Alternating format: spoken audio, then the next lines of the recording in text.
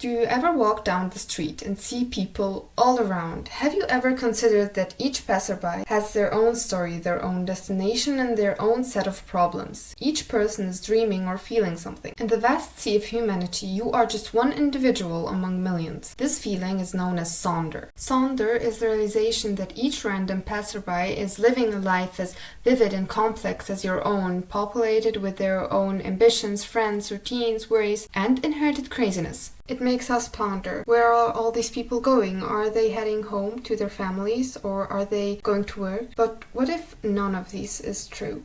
What if these people aren't even conscious?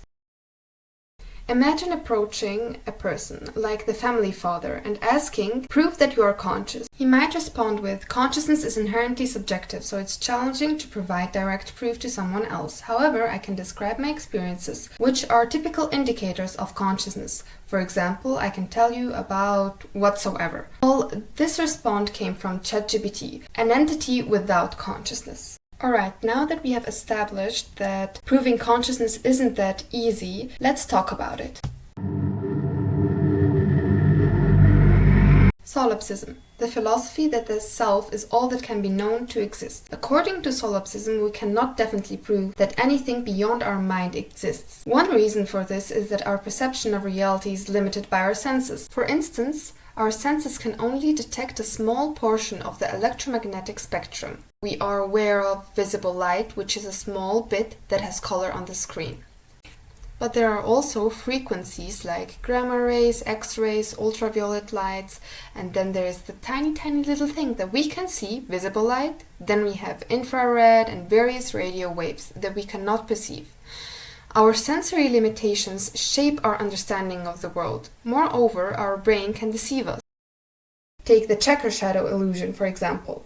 This optical illusion shows a checkerboard with light and dark squares, partially shadowed by another object.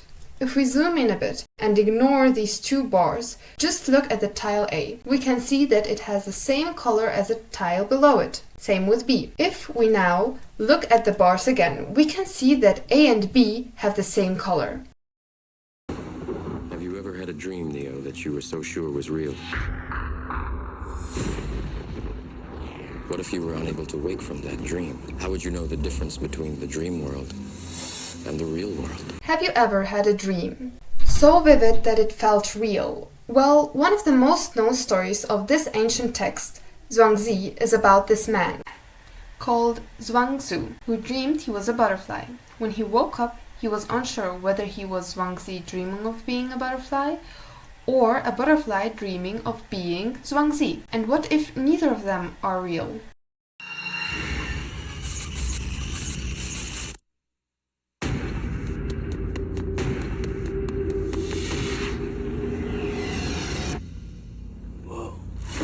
Some people speculate that we might be living in a computer simulation or a Matrix-like scenario. Like you might have realized, solipsism is a narcissistic worldview.